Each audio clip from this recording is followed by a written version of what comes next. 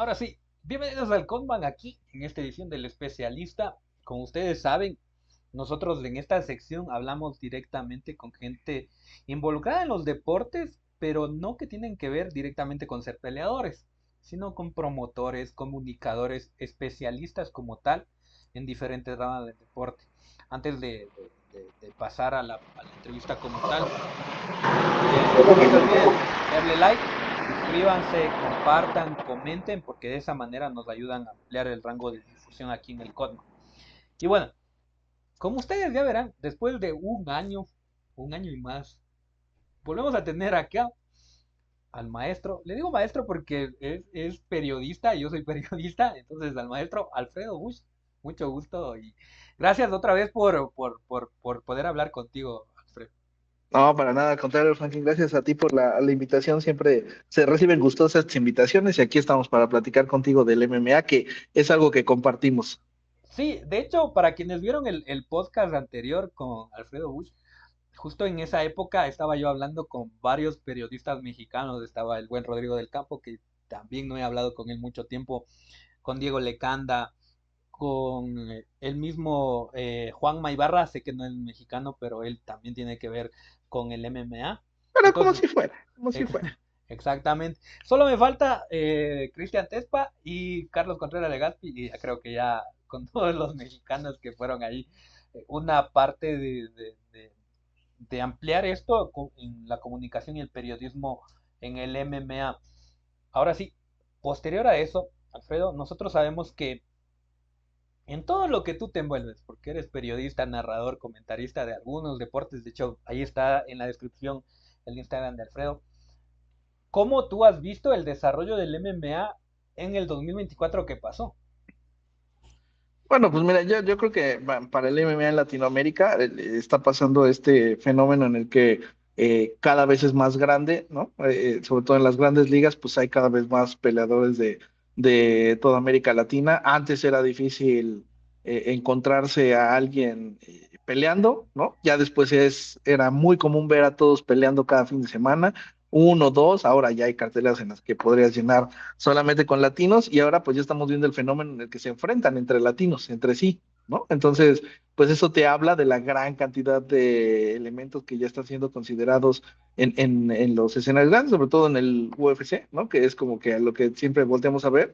Y a nivel regional, pues hay empresas que siguen creciendo, ¿no? Me parece que en México el que hasta ahorita ha marcado la pauta ha sido Lux, ¿no? Hay otras empresas también que están por ahí, pero Lux es la que ha estado marcando la pauta aquí en México con sus eventos, con la cantidad de peleadores que tienen y hacia dónde están dirigiendo, ¿no? Entonces creo que por ahí es por donde se han movido las aguas de las artes marciales mixtas en estas épocas.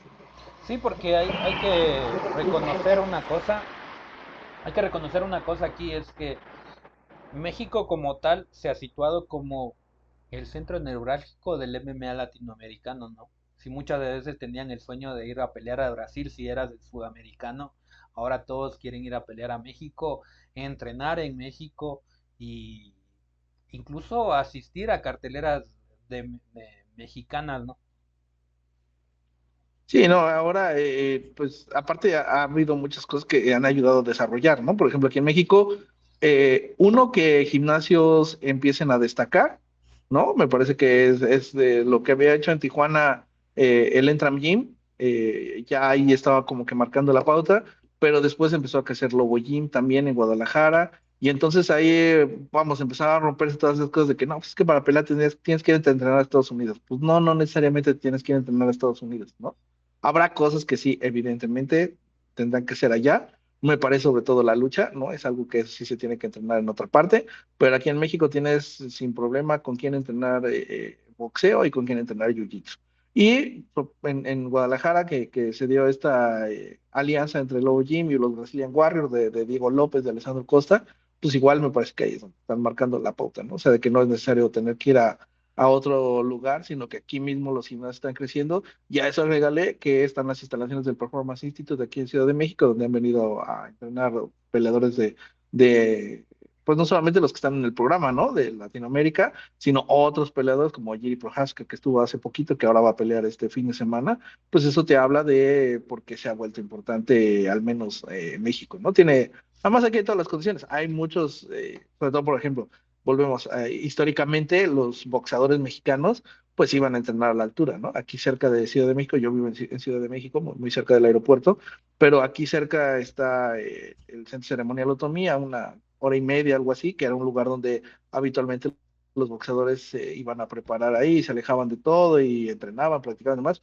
Pantera Rodríguez estuvo ahí entrenando algún tiempo para la de Jeremy Stephens, si no mal recuerdo, estuvo yendo ahí su campamento. Entonces, hay muchas condiciones aquí, incluso ahora que se habla de que si va a ser Jair contra Diego, donde vive Diego López, donde tiene su gimnasio de los Wrestling Warriors, pues ni siquiera tiene que moverse porque la altura que tiene la ciudad de Puebla está por encima de la Ciudad de México. Entonces ahí ya estaría haciendo su campamento de altura, no tendría que moverse a ningún lado. Entonces en México hay muchas condiciones que pueden servir para los entrenamientos en un campamento ya como tal.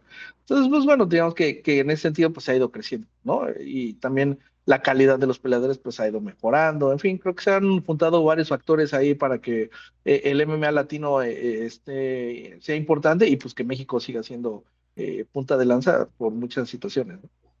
Sí, hay que reconocer eso. Primero creo que lo que siempre va a ser ahí central es que el mexicano es, creo que si la expresión no está mal usada, levantas una piedra y hay un gimnasio de boxeo, ¿no? En México. Hay muchos, sí, sí, hay muchos, hay muchos. No sé, tú que eres mexicano y que eres periodista, ¿cuál es el deporte nacional? ¿El fútbol o el boxeo? No, pues, o sea, tengo que decir que el fútbol, ¿no? O sea, eso me queda claro. Pero en México a todo mundo le gusta el boxeo. O sea, eso también está clarísimo. Sí. Aquí el boxeo, en sí los deportes de combate le encantan a la gente, ¿no? Y ha habido grandísimos boxeadores y digamos que se volvió como una tradición. Hay muchas cosas que son como de tradición, ¿no? Por ejemplo, en México, los domingos se juega a las 12 del día el fútbol, ¿no? O bueno, era una de las costumbres, era que se jugara el fútbol a las 12 del día porque a las 4 de la tarde era la corrida de toros. Entonces la gente quería ir al fútbol y después a los toros. Y entonces por eso es que el fútbol se empezó a jugar a las 2 y se volvió una cuestión tradicional. Igual el boxeo se volvió tradicional que el sábado en la noche había funciones de box. Entonces en la prehistoria, para los que no conozcan, antes que no nada más había el radio y ni siquiera existía la tele, las funciones de box las transmitían por radio. Entonces los sábados en la noche la gente se dedicaba a escuchar las funciones de radio y ya después las veían en la televisión cuando empezó a ver televisión. Entonces, pues hay muchas cosas que han sido de arraigo histórico, tradicional y demás, pero que a final de cuentas sí es cierto que hay un algo en el gen mexicano que te dice que pues, el boxeo tiene que estar entre tus deportes favoritos. Exactamente, y ahí hay otra cuestión también. De hecho, el día de ayer se hizo oficial. Ustedes tienen ahora otro luchador en la WWE que de hecho se hizo viral, ¿no? El mismo Rodrigo compartía, decía de Catepec para el mundo y el Penta, el Cero Miedo, ahí Sí, haciendo video. es que mira, igual volvemos, la lucha libre igual es como otra parte, ¿no? De la cultura mexicana. O sea, hay mucha gente que viene a Ciudad de México y que lo ve como algo turístico ir a la lucha libre, pero para los que estamos acá, la verdad es que si en algún momento de tu vida tienes que ir a una función en la Arena México, uno por el recinto, porque es muy histórico, o sea, el lugar donde está, te diría que no está tan bonito, la colonia no está tan bonito, los alrededores. Sin embargo, es un lugar que tiene una tradición impresionante. O sea, entras y hay historia ahí. O sea, todos los que han pasado por ahí, los luchadores y el espectáculo que han dado como tal en la lucha libre, pues es algo que a la gente aquí en México le prende muchísimo. Es más, te diría yo que es hasta un asunto, ya si lo ves muy acá filosofando, es como el lugar catártico por tradición para los mexicanos. Porque vas y si estás con los técnicos, le gritas a los técnicos, si estás contra los rudos, le gritas a los rudos, les metes su mamá, y, o sea, es un lugar muy, muy particular lo que se vive en la lucha libre, y la verdad es que igual, o sea, así como hay boxeadores de tradición, la lucha es un asunto de tradición, de familia y demás, y obviamente si a eso le agregas el factor de que son buenos y le pones este factor humano que en el caso del Penta es fantástico, ¿no? O sea, lo que decimos es de Ecatepec. Ecatepec se cuenta que es como, no está precisamente en la Ciudad de México, es uno de los municipios conurbados a la Ciudad de México, pero que es uno de los municipios pues, peligroso, no es así como que el de lo más bollante que tenemos, sino más bien todo lo contrario. Es un lugar peligroso, a donde no hay tan buenas calles, bonitas, alumbradas, o sea, la verdad es un lugar complicado. Y la historia que tiene él, pues es de que él lavaba coches, trabajaba en la central de abastos, vendía fruta, tenía un puesto y encontró en la lucha libre ese escape, donde ayer te diría que el promo que hizo en inglés, pues habló mejor inglés que muchísimos que han pasado por ahí, ¿no? Entonces, creo que si juntas, ya sabes, todos estos puntos, te dan una gran historia como la que está viviendo el pensar. Ojalá que le vaya bien, que dure mucho, porque pues, como en todos lados, la WWE es el escenario más grande que hay, pero a la vez, pues también cuando estás en la élite, todos son buenos, todo es complicado, todo tiene que ver con política, todo tiene que ver con muchos factores, pero de entrada, pues sí te diría que qué bueno que esté ahí, que igual como cuando llegó Alberto del Río, tuvo un impacto gigantesco. O sea, la gente como que de repente siento que no le dan el valor que merece, pero Alberto también hizo un gran trabajo. Igual ya después, pues él por su forma de ser, su carácter, un tipo siempre fuerte, recio y que va para el frente, y igual también a lo mejor por eso terminó metiéndose en aprietos sin querer, pero igual, o sea, la calidad que tuvo, la manera en que lo llevaron también fue muy importante. Entonces, y Alberto, pues su papá es de gran tradición, aquí un luchador de los mejores que ha habido, el hermano de Penta también es peleador por acá, entonces es muy, muy entretenido. Te digo, todo lo que tiene que ver con combate y lo que tenga que ver con el bueno y el malo se le da a los mexicanos. Exactamente, porque ahí, bueno, ya Alfredo ya nos hizo un recorrido, porque sí hay que reconocer algo. Creo que por esa época no estábamos tan imbuidos por las redes sociales, pero también a Alberto del Río, creo que también fue un parteaguas para lo que representa el luchador mexicano, ¿no? Porque primero, es, si tú, a menos de que tú me corrijas, porque yo puedo hablar de lo que sucede acá en Ecuador, pero tú puedes Claro. hablar desde la perspectiva mexicana. Él rompió moldes porque primero también el tamaño, la envergadura era diferente al mexicano promedio, ¿no? Porque si no me equivoco, él está por encima de los metros, del metro 90, ¿no? Sí, sí, es un tipo muy alto, muy fuerte. Sí, digamos que se sale del molde, ¿no? Por ejemplo, cuando llegó Sin Cara, ahí sí, pues él es más como del molde del tradicional luchador mexicano, pero Alberto, pues sí está, igual por su familia es muy grande. Y habitualmente los luchadores, bueno, aquí muchos de los que han destacado, pues también son como de ese tamaño, ¿no? O sea, los de pesos completos siempre han destacado. Y hay otros que, pues por su habilidad, ¿no? Si te vas a ir, o bueno, la época que a mí me tocó. O sea, yo te diría que del Hijo del Santo para acá, ¿no? En el Atlantis, Máscara Sagrada, el Ángel Azteca, el Dandy, el Satánico, o sea, hay una infinidad de figuras que pasaron por los rings de México y ya después viene una nueva generación, ¿no? En la que ya hay otros luchadores donde está incluido, por supuesto, el Penta Cero Miedo. Sí, que de hecho también hay una cuestión que a nosotros como latinoamericanos nos llama la atención. Bueno, creo que a todos. La, aquella cuestión ritualística de la máscara y que Sí, claro. luchador mexicano llegue y no hagan lo que hacen todas las empresas que dicen, bueno, te vas a quitar la máscara y vas a ir sin máscara, o por lo menos le- vas a utilizar una máscara uniforme con lo que sucedió sin cara también, ¿no? Sí, bueno, ahí hubo una gran polémica, ¿no? Porque él dijo que él se quitaba la máscara, él no quería perderla, y entonces prefirió quitársela, porque en realidad nunca luchó para perder la máscara, ¿no? Porque pues, él dijo, yo pude haber peleado, me lo hubieran quitado la máscara y ya hubieran sabido quién era, pero pues, yo preferí que no fuera así, él prefirió dar su rostro y guardarse, ¿no? Porque además las tapas aquí valen mucho. Bueno, tanto en la parte sentimental como en la parte económica, ¿no? Los que pierden, los luchadores que pierden la máscara habitualmente pues son los que llevan la mayor parte del dinero cuando pierden y ese asunto pues también es justamente por lo que guardan, ¿no? La identidad. Y en el caso de Alberto pues él decidió que no, que prefería en lugar de pelear o lo que fuera, simplemente quitársela por respeto a su máscara y ya dejar de ser de la familia, por así decirlo, de los enmascarados y convertirse en Alberto del Río. Y sí, te digo, o sea, esa parte mística, mágica que existe con ocultar la identidad, pues también una tradición mexicana aquí a donde vayas, en la parte turística, siempre vas a encontrar máscaras de luchadores de todas las que quieras, y entonces, pues, bueno, también es parte de, te digo, de este todo, parte pues, de colorido que encuentras, ¿no? Acá en México. Sí, bueno, si ven, por eso es muy importante y por eso me interesan estos podcasts, porque con especialistas, porque empezamos a hablar de MMA y ya terminamos hablando de lucha.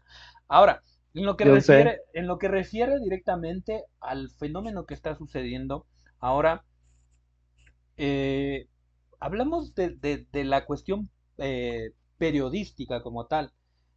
Este fin de semana, no, si no me equivoco, a inicios de esa semana, el día de ayer o domingo, por ahí, se hizo oficial entre comillas, la pelea entre Diego López y Jair Rodríguez.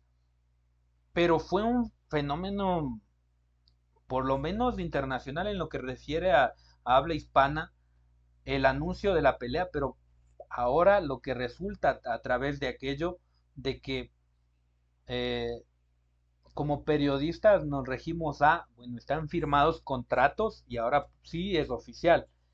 Entonces, ¿cómo se ve también este fenómeno por parte del periodismo o por parte de lo que en redes sociales ahora sí se exige mm, más verisimilitud de datos y de información contrastada y del mismo hecho de que básicamente, a pesar de que Diego es brasileño, que un match de dos hechos en México signifique tanto para el MMA mundial?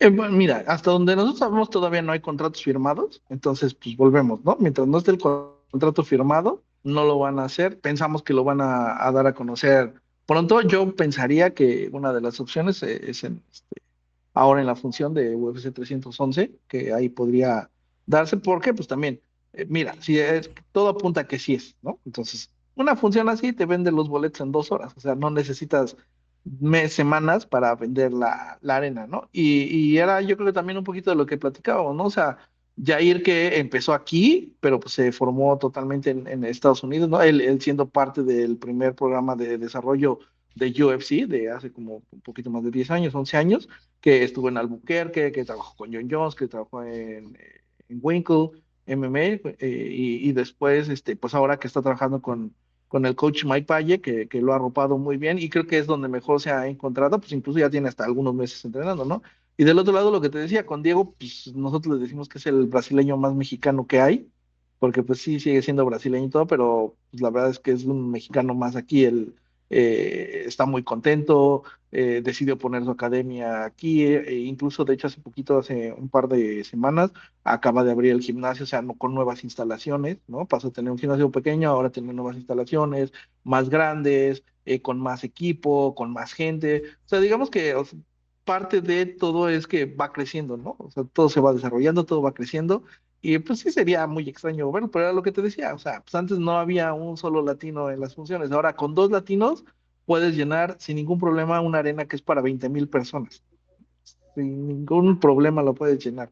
Entonces, veremos cómo se desarrolla el asunto. Hoy seguramente pronto se dará a conocer. Y pues qué bueno, ¿no? O sea, qué malo porque se romperán algunos corazones, pero qué bueno a final de cuentas que existan estas posibilidades de darnos cuenta de que no es necesario traer a una figura estadounidense o de otra parte para poder llenar una arena de MMA latino. Sí, y ahí también existe, justamente en lo que tú dices, se romperán varios corazones.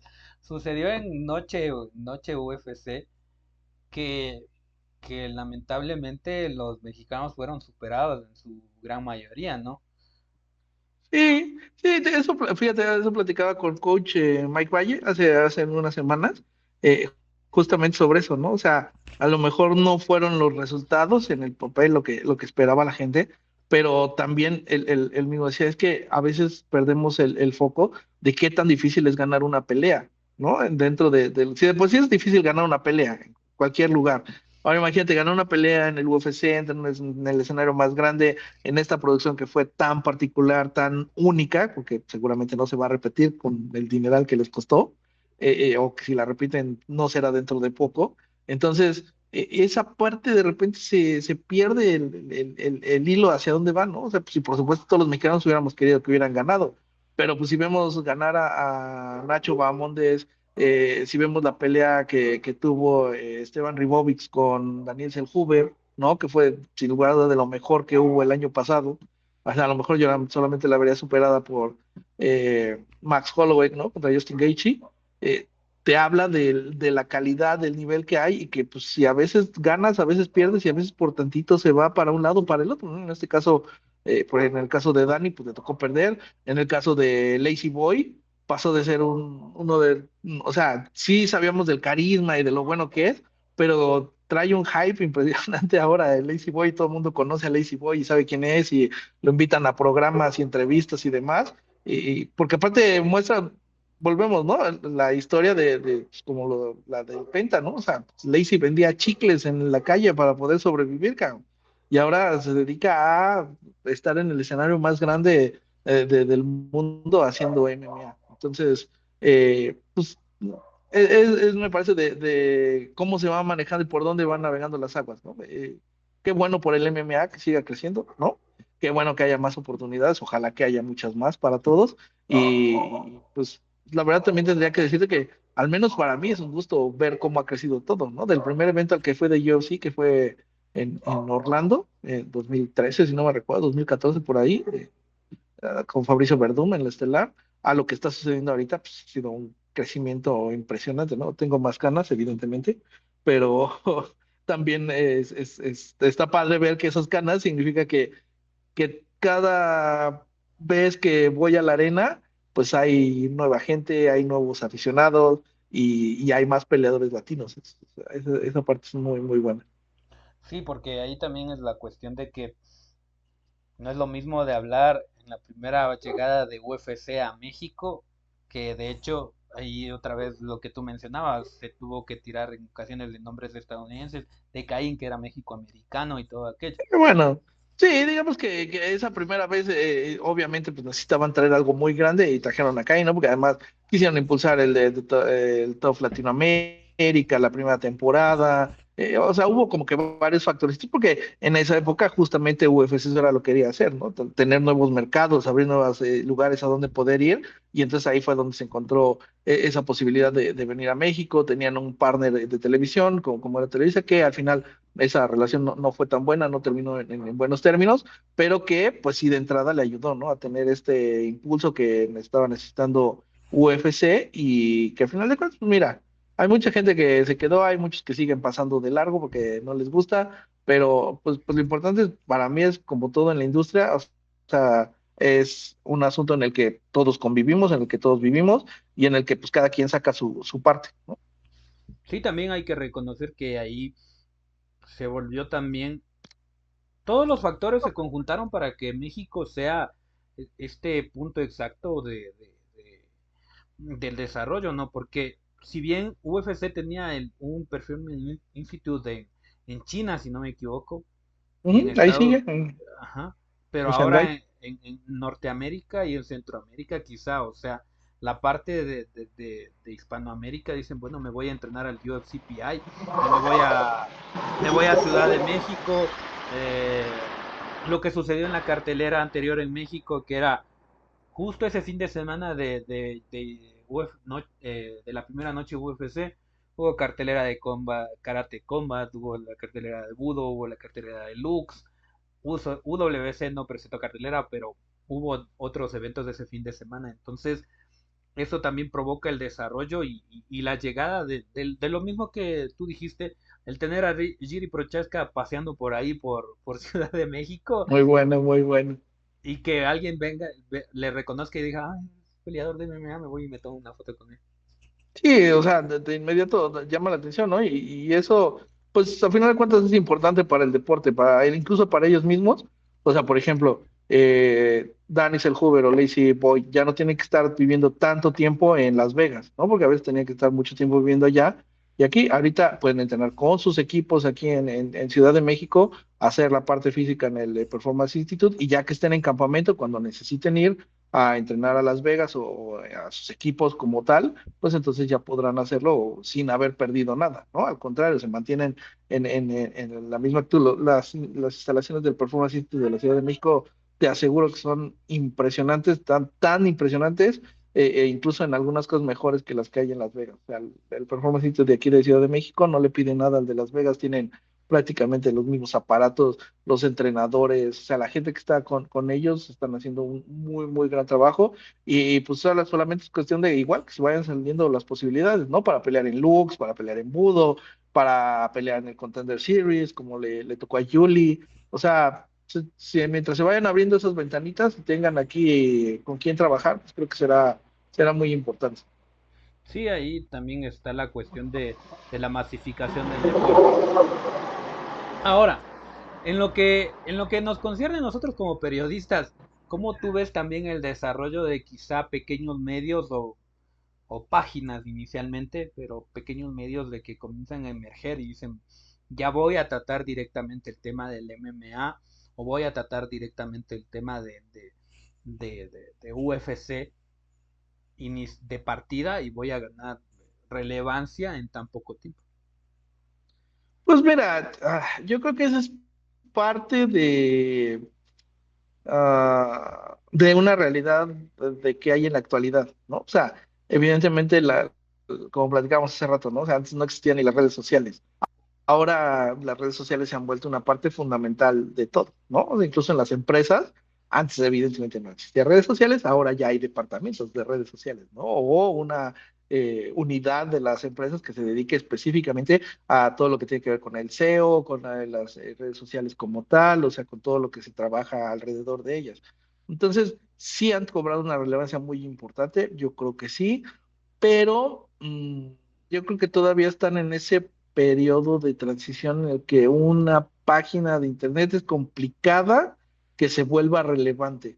O sea, aquí en México yo pensaría, te soy honesto, que, o sea, lo que hizo Rodrigo cuando tenía indiscutido, Rodrigo del Campo cuando tenía indiscutido, o sea, sí se volvió ahí relevante, siendo periodista independiente, por así decirlo, porque per se, él solito y después también en el podcast que tenía con Carlos de la edición dividida, pues o sea, creo que sí había ahí una parte en la que se volvieron relevantes en un deporte que poca gente seguía en esa época o que no tanto seguían y que pues sí crearon, te diría que hasta su propio fan base de ellos.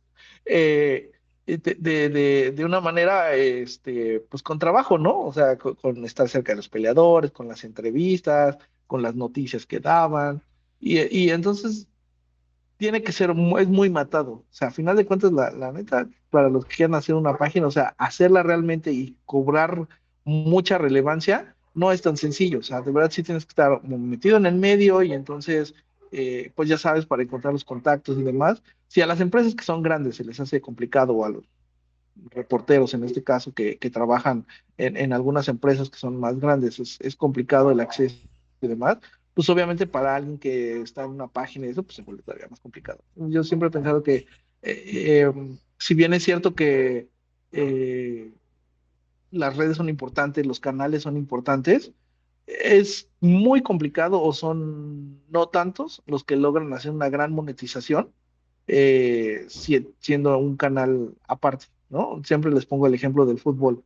Aquí hay un montón no, es que fíjate que tal dijo esto, tal dijo el otro. Y sí, pero ¿y dónde lo dijo? O sea, ¿no? En sus redes per se, o en su trabajo en redes por sí solos, no tienen todo ese arrastre. O sea, ese arrastre lo tienen gracias a que estuvieron en algún otro lado, o está en un periódico grande, o está en un canal de televisión por cable, o está en el canal de televisión abierta, o trabajan para un medio de comunicación. ¿No? Los medios de comunicación pequeños es complicado, te digo, son raros los casos. Uno de ellos, te digo, para mí fue el de Rodrigo, cuando tenía solito indiscutido y él hacía todo, porque literal a mí me tocó ver cómo hacía, tomaba las fotos, escribía la nota y subía la información y, oye, encontré el otro, no sé qué, Carlos igual, o sea, pero Carlos, por ejemplo, siempre estuvo trabajando aparte en otra cosa, ¿no? Él fue editor de un periódico muy tradicional aquí en México, de La Afición, y mucho tiempo trabajó ahí, antes de que empezara lo demás, y siempre tenía esa cosquillita de estar en el MMA y estar de cerca y buscarlo y pedía permiso en su trabajo y se iba a hacer cosas de MMA y demás, ¿no? Entonces, es muy complicado que alguien por sí solo sobresalga, ¿no? Es de verdad muy, muy difícil. Y pues, para los otros que tenemos la opción de estar en un medio, pues hay que aprovechar, ¿no? Cuando tienes la oportunidad, pues también te toca aprovecharlo, ¿no? A mí me ha tocado la fortuna antes de Claro, trabajaba para El Esto, que es un periódico muy tradicional de deportes, solamente aquí en México. Después estuve en Reforma, en Cancha, donde también igual, justo ahí vi muchas cosas de lucha libre, porque ahí empecé, antes Reforma casi no publicaba nada de lucha libre, y cuando llegué yo un día les dije, oigan, va a venir WWE, si quieren yo hago la crónica y no sé qué, y a partir de ahí pues, se ha vuelto una tradición. A la fecha siguen publicando cosas de lucha libre, a lo mejor no tan grande como antes, pero siguen publicando cosas. Eso nos ayudó, fuimos 3 años a WrestleMania, a Estados Unidos. Entonces, te digo, esa parte de, pues, a final de cuentas, hay muchos medios tradicionales que pues, siguen siendo importantes. O sea, el medio tradicional sigue siendo relevante, que ha cobrado mucha importancia en las redes sociales, sí, sin lugar a dudas, nos queda más que claro, pero todavía respecto a lo que decías hace ratito, siento que de repente en las redes sociales todavía se corre el peligro de que justamente no hay tanta eh, Mm, rebotar las ideas, rebotar la información, contrastarla. O sea, de repente sí, más bien es como que quiero publicar por publicar. Ahora, hace unas semanas, Rodrigo y yo sacamos cuándo va a ser la función en México, porque eso ni siquiera todavía es oficial, ¿no? Que va a ser el 29 de marzo.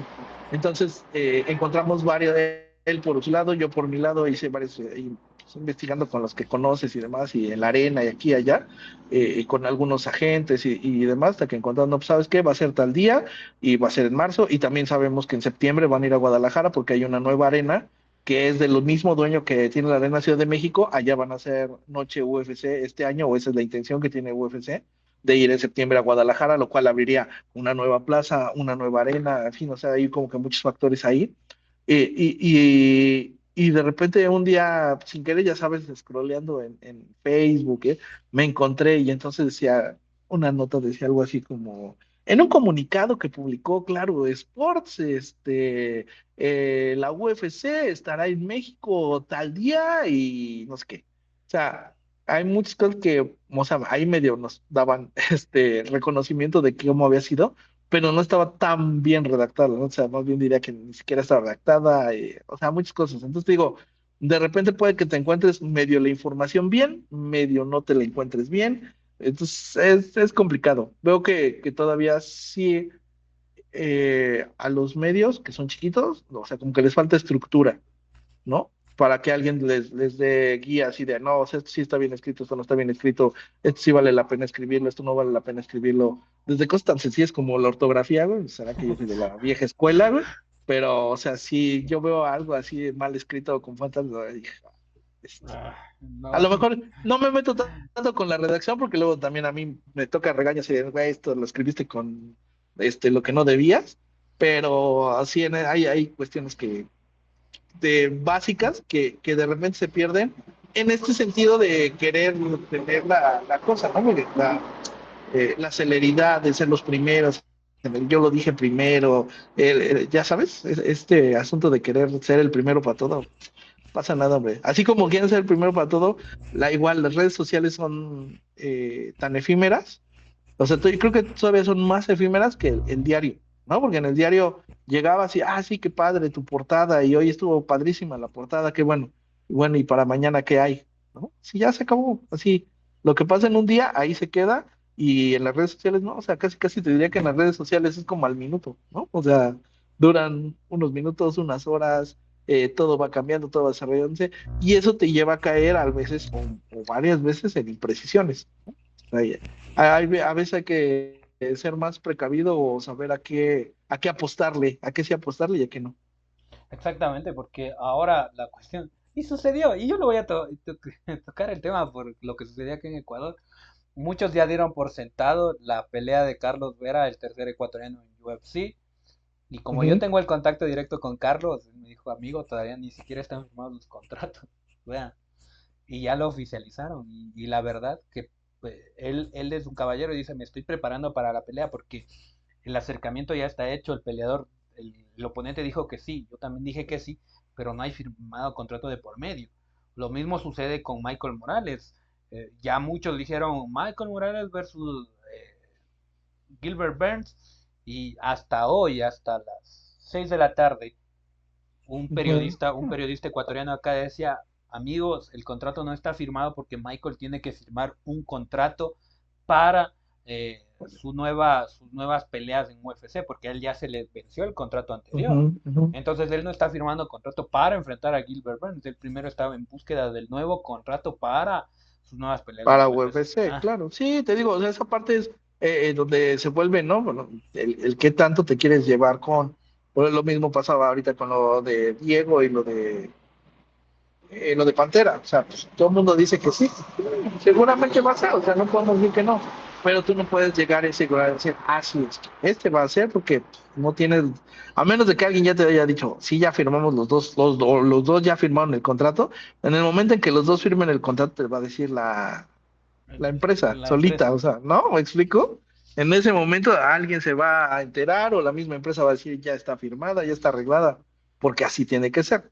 Entonces, lo de lo que es antes, pues sí, mira, hay que hacerle periodismo, hay que hacerle, te digo, a nadie nos ha dicho que va a ser el 29 de marzo oficialmente, sabemos que va a ser el 29 de marzo, porque ya ahí sí, para que veas, ya hay peleas firmadas con contrato que dicen 29 de marzo en Ciudad de México, ¿no? Entonces, a eso sí ya lo podemos dar como un hecho. Ya después lo demás, pues a ver qué va saliendo. Exactamente. Y bueno, ahora en lo que refiere a de hay contrato o no hay contrato. Justamente Ya. el viernes anterior hubo la pelea de Aaron Cañarte, la tercera en Guam. Y a nosotros como Sí, ecuatorianos señor. nos interesaba bueno, vamos a ver Guam, pero no es lo mismo verlo Ujú. en inglés todo recorrido, por más que sea gratis, Son buenos, son buenos. porque Guam abrió para YouTube, para Occidente lo abrió gratis, pero Ujú. sí, en lo personal, no solo por cercanía con Rodrigo y contigo, sino por cuestiones de escuchar en español, por más que ya sabemos que son dos tipos que están en un ring golpeándose, quiero escuchar en español los datos, la información que generalmente la das tú, Rodrigo también aporta, que eso es lo que yo desde la primera vez le decía, ¿cómo pueden guardar tanta información desde gimnasios, de con quién entrena a un lado y todas esas cuestiones? Ahora sí, ¿qué sucedió con las noches de Juan en Claro Sports? Porque estábamos esperando a todos eso. Pues mira, lo que nosotros sabemos es que el contrato terminó con One Championship, el contrato para que nosotros transmitiéramos los derechos de One, y entonces sé que hubo una negociación hasta ahí, pero no sé nada más, no nos dieron llamado, por así decirlo, entonces pues hasta ahí se quedó. No quiero entender que seguramente no hubo un acuerdo para este año y o no sé si estén todavía trabajándolo, porque en alguna vez nos pasó así, que no había un acuerdo de principio y ya después regresamos como 2 o 3 meses después. Entonces no sé cómo lo estén manejando ahorita. Esa parte no, yo no estoy tan enterado ni me meto tanto en ese asunto. Pero pues bueno, algo así habrá sucedido con Juan, ¿no? Por lo pronto, o sea, no estaremos pasando Juan este año y o al menos en estos primeros meses, pues no estaremos ahí. Pero ha sido una experiencia interesante, ¿no? La verdad es que llevamos pasando MMA desde 2016. Pasábamos, por así decirlo, Fighting al principio. Pasamos cuando Justin Gaethje todavía peleaba el World Series of Fighting. eh, Pasamos, hay una empresa canadiense que se me olvida el nombre, que eran bastante entretenidas, que de hecho el chiste, uno de los chistes que teníamos ahí local de Rodrigo y era porque Mirsha Cirkunov peleaba en esa empresa y después terminó en el UFC haciendo un montón de peleas, ¿no? Pero él salió de esta empresa canadiense y así pues, hemos pasado muchos, pasamos looks un buen tiempo, y así, mira, van, vienen de todo un poco. Así, unas van, otras vienen y a lo mejor ahorita no tenemos One, pero más adelante tendremos alguna otra y así. El mundo de los medios de comunicación, así es. Exactamente, porque ahí debemos de entender varias cosas. No se trata en ocasiones no se trata de que la plataforma como tal no sea buena, porque mucha gente dice, UFC es lo único que tenemos y donde hay peleas de nivel, sino Ah, se trata de la difusión, ¿no? También el claro. alcance se provoca a través de la difusión y nosotros para latinoamericanos o hispanohablantes es mucho más digerible escucharlo en español que quizá escucharlo, por ejemplo, KSW en polaco, Sí, claro, Ares. claro. Entonces, es muy digerible en español porque me lo dan todo en español y yo acepto todo en español porque si me ponen un poquito a tratar de entender inglés, no lo voy a entender o por lo menos voy a decir, bueno, la pelea está buena, pero no hay nadie que me aliente quizá por medio de la narración, ¿no? Sí, aparte es como que tiene que ver con los estilos, ¿no? O sea, los estilos de un país son diferentes a los de otro. Habitualmente los estadounidenses sí se emocionan, pero no son tan emocionantes como los de acá, que en los latinos, que sabemos que como nos gusta, los brasileños son muy parecidos a los latinos, bueno, son latinos, nada más que hablan en portugués. Y así va cambiando un poquito la situación. Pero bueno, pues mira, a final de cuentas, eh, así es este asunto de los medios. A nosotros nos ha encantado hacer las funciones desde que hacemos las de que eran súper temprano a las 5 de la mañana de One Championship, igual también cuando tuvimos un rato PFL. En fin, ha sido divertido el asunto con esto de las narraciones. Ahorita no se dio, pero bueno, seguramente en algún momento se volverá a dar. Exactamente. Y ahora sí, quizá para ya yendo a la parte final, porque ya son 40 minutos que ahí sí le tengo al juego. Primero la cuestión, tal vez ustedes siguen con 3 rounds, por dónde les podemos ver a ti, a Rodrigo. Yo sé que Rodrigo está haciendo más cuestiones de Fórmula 1, ahora está fútbol también, cuestiones así, pero quizá siguen manteniendo 3 rounds. No, sí, sí, no, el programa se va a mantener porque es uno de los programas unitarios que existen en el canal. Tenemos, no muchos, tenemos poquitos programas unitarios y 3 rounds es uno de ellos. Pues porque vemos, ¿no? Que hay un muy buen, nicho ahí, hay mucha gente a la que sí le gustan las MMA y ahí estamos con ellos. Entonces el programa sale todos los jueves, habitualmente es a las 8:30 de la noche, tiempo de Centro de México, aunque de repente pues hay eventos que nos los mueven, ¿no? Por ejemplo, ahora este jueves será 7:30 porque la selección mexicana juega y entonces va a haber un post partido de la selección mexicana y pues vamos a ir a las 7:30 y así nos va a ir un poquito de repente, pero el día que salimos es el jueves y como lo hemos ido haciendo, llevamos ya 229 programas, será el de esta semana, con el que tengamos ya 229. Entonces, mira, para nosotros ha sido un gusto, o sea, ha sido muy padre. Empezó en la pandemia, básicamente, el programa. Todo lo hacíamos en la pandemia, todo lo hacíamos a distancia. Ahora ya tenemos estudio nuevo, han ido cambiando muchas cosas, o sea, creo que para bien, afortunadamente es un lugar, o sea, luego no nos gusta tanto hacerlo así, pero pues la verdad sí podemos presumir que es el único programa que hay de MMA, ¿no? O sea, entendemos que Fox tiene el suyo, pero en el que solamente hablan cosas de UFC, pero pues nosotros tenemos esa apertura en el canal de que, pues bueno, si hoy queremos hablar de Lux, podemos hablar de Lux, o si hoy nos toca hablar de One, podemos hablar de One, y cuando hay que hablar de UFC, pues evidentemente hay que hablar de UFC, pero hemos tenido esa posibilidad, ¿no? De hacer más grande el asunto y lo que te decía, ¿no? O sea, por ejemplo, yo entiendo también que las empresas como UFC habrá un influencer como Nina que la tienen ahí contratada que pues, tiene millones de seguidores, ¿no? Pero habrá otros en los que les interesa porque nosotros vamos en nuestra transmisión va en 17 países y entonces pues, también eso nos abre acceso a que tengamos entrevistas, ¿no? Cada semana y la verdad es que si juntan, no sé, la verdad es que no tengo la cuenta, pero seguramente de los 229 programas tendremos al menos, yo creo que la mitad, unos ciento y tantos en los que hemos hecho entrevistas. Entonces eso para nosotros ha sido importante, ¿no? Tener acceso a las entrevistas, platicar con los peleadores, tratar de que la gente los conozca un poquito más allá de lo que hacen nada más peleando, ¿no? Exactamente, porque creo que es muy necesario el también diferir en varias cuestiones, ¿no? Porque dicen, bueno, voy a hablar de MMA, pero se pasan 2 horas hablando de UFC. Y no estás hablando de MMA, estás hablando de Claro. UFC. Mejor preferible ponle a tu programa, voy a hablar de UFC y de aquí no me voy a Sí, sí, mover. claro, claro, de ahí no vamos. No, no, no, digo, te digo, la verdad es que para nosotros ha sido, porque justamente como hemos tenido oportunidad de transmitir otras empresas, pues siempre ha habido la opción, ¿no? De platicar de otros y pues, eso lo hemos tenido claro y así nos ha gustado. Obvio, pues cuando hay que hablar de UFC esta semana que todavía bueno, venimos regresando apenas de las vacaciones y que nada más hay UFC, pues obviamente vamos a hablar de UFC. Pero más adelante seguramente habrá posibilidad de hacer más cosas. Y te digo, o sea, para nosotros ha sido un gusto conocer más gente, platicar con más peleadores y pues tener ese espacio, ¿no? Porque al final de cuentas, cuando vamos a hacer 3 rounds, nos juntamos dos amigos a hablar de lo que nos gusta, que creo que esa es la parte que tratamos de proyectar, que a final de cuentas así es. Trabajar con Rodrigo ha sido muy, muy padre. Sí. Y bueno, ahora sí, para finalizar este podcast, primero preguntarte tus precisiones, sobre todo tomando en cuenta de que, bueno, estos podcasts, el primero fue hace un año, este ya es otro año. Ahora, ¿para dónde podemos esperar que vaya el MMA latinoamericano? ¿Qué es lo que se puede esperar?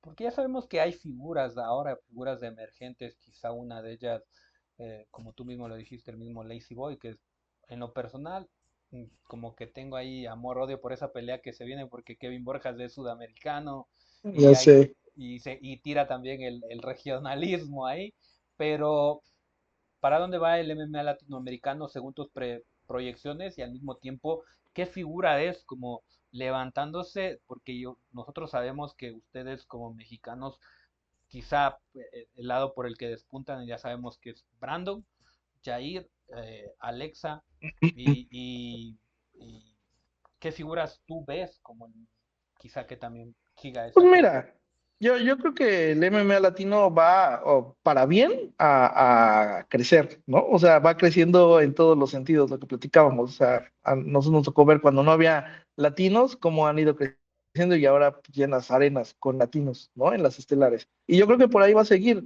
La parte divertida, interesante o más importante que hay que seguir es ya hay un camino, ¿no? No es como cuando fue el primer programa de desarrollo hace 10, 11 años, en el que pues todo era nuevo, nadie sabía para dónde iban, qué iban a poder hacer, cómo se iban a poder hacer las situaciones, nadie tenía conciencia de ello, ¿no? Ahora ya hay un camino trazado, ya hay un Performance Institute, ya hay otro programa de desarrollo en el que están los latinos metidos, que lo están revisando cada 6 meses, que están los tryouts, que hay gente trabajando constantemente con ellos, y entonces pues eso va a ayudar a que si se tardaron 10 años en ser campeones los que estuvieron en ese primer programa de desarrollo como Brando, como Jair, que estuvieron en esa parte, pues que los que están ahorita ya no se tengan que tardar 10 años en llegar a un título, ¿no? Seguramente mucho antes los vamos a poder ver en las grandes carteleras, en los grandes momentos, y eso será importantísimo.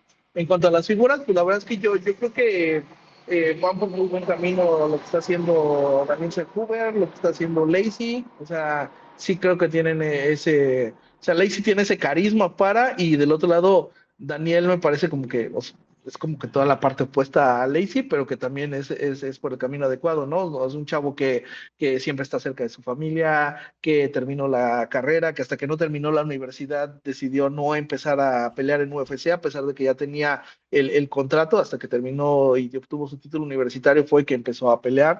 Entonces, que ahora lo está haciendo también como comentarista. Entonces, creo que esa parte, ahí hay un par de elementos que valen mucho la pena seguir de cerca. Exactamente. Creo que una de las cuestiones aquí sustanciales va a ser la expansión del deporte, pero también la tropicalización del mismo, ¿no? Porque ahora, justamente este fin de semana, va a haber peleas en África, peleas en Uganda y todas aquellas, entonces entendemos que hay mercado para quién y para lo que se dispone. Ujú, exactamente. Para todo siempre va a haber. Y bueno, ahora sí, como siempre, un buen podcast y todo aquello requiere del hecho de que el tiempo nos queda muy corto. Para la gente que está viendo y escuchando estos podcasts, no se olviden, denle like, suscríbanse, compartan y comenten. Y como siempre, fue un gusto tener aquí a Alfredo Bush. Siempre es muy necesario oír estas opiniones de alguien que al mismo tiempo que que construyó su carrera como periodista y comunicador, también ahora entiende la mecánica del desarrollo del deporte y también le guste o no, da cátedra en cada una de de los trabajos que él hace. Gracias, No, Alfredo. muchas gracias, muchas gracias, Franklin. Como siempre, la invitación y pues pronto nos volvemos a encontrar. Te mando un gran abrazo. Listo. Entonces, no se olviden, este fue el capítulo 31 del especialista. No se olviden, nos vemos en un siguiente capítulo ahí con otro especialista.